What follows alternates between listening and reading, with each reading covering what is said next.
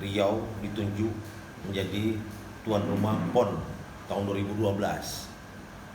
Itu ditunjuk Riau, dan Siak, Kabupaten Siak dipercaya untuk 2 cabang olahraga.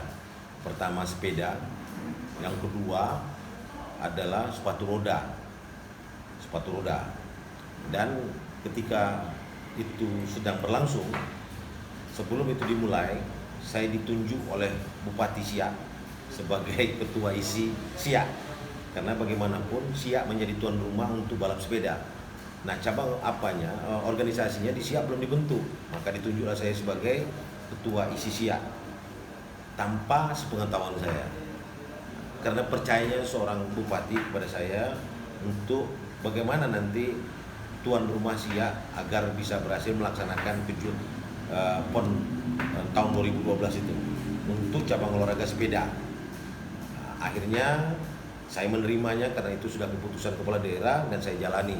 Alhamdulillah, PON untuk kejuaraan sepeda yang dipercaya Siak sebagai tuan rumah terlaksana dengan baik. Setelah itu ada lagi yang namanya jelajah sepeda sejarah. Itu dananya dari Kementerian Pendidikan untuk anak-anak sekolah supaya mereka mengertilah tentang mana sejarah yang ada di Siak. Jadi anak-anak sekolah ini pakai sepeda, pergilah ke ke istana, pokoknya tempat-tempat sejarah pakai sepeda. Dari itu, setelah itu selesai, staf saya pernah cerita sama saya, "Pak, kenapa tidak kita buat saja semacam balap sepeda untuk 3 jembatan yang ada di Siak. Jembatan Sungai Ampit bagus, jembatan Siak yang tengah-tengah kota bagus, dan jembatan di mana tadi apa? Jembatan di Merdan. Nah, jadi kan 3 jembatan itu kita lalui cantik," kata dia. Dan pendapat ini saya terima karena ini ada saran dari staf saya. Setelah pulang besoknya saya berpikir, kenapa tidak dilakukan saja Tour de Siak. Dan ini secara pelan saya sampaikan sama Pak Samsuar selaku bupati pada waktu itu. Dan itu pertama memang agak sedikit terjadi perdebatan dengan beliau, karena tur ini di samping kita harus menyiapkan anggaran, kita juga harus mempersiapkannya secara matang, karena kita tidak pernah belajar dan tidak pernah menjadi bahagian dari sebuah kejuaraan itu. Akhirnya saya harus supaya ini nanti berlaksana baik, saya koordinasi dengan isi Jakarta, maksudnya isi Indonesia, bagaimana nanti kita mengadakan semacam Tour de Siak. Nah, mereka sangat mendukung dengan hal itu, dengan catatan kita harus selalu koordinasi untuk itu. Nah, setelah itu samping perjalanan saya bawa Pak Bupati dengan Kapolres waktu itu, termasuk Dinas Perhubungan yang terkait, untuk belajar kita di Tour de Sengkara, karena mereka sudah lebih dulu dan mereka sekarang waktu itu sudah mulai ditangani oleh negara. Kenapa kita lakukan itu? Pertanyaan yang muncul adalah kepada saya, kenapa dilaksanakan Tour de Siak? Sampai pun dalam penganggaran di DPRD saya harus ribut sama anggota dewan kenapa dianggarkan itu.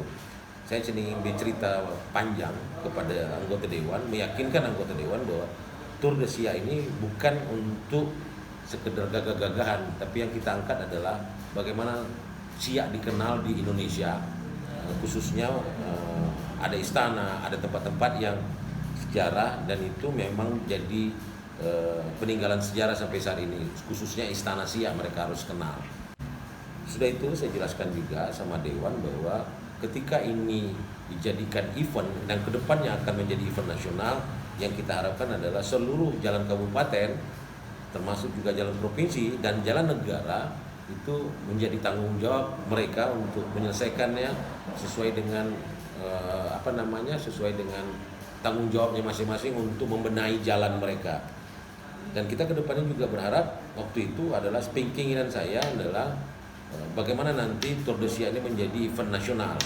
Setelah itu, setelah masuk infrastruktur saya selesaikan, juga saya pingin UMKM ini juga ikut terlibat, dan mereka juga bisa terangkat dengan adanya sport tourism.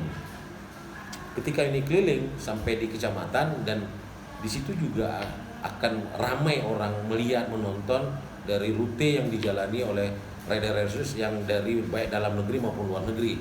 Artinya seluruh UMKM yang ada di situ ikut berkembang, ikut tumbuh di situ, termasuk pameran yang kita adakan selama berlangsungnya Tour de Siak.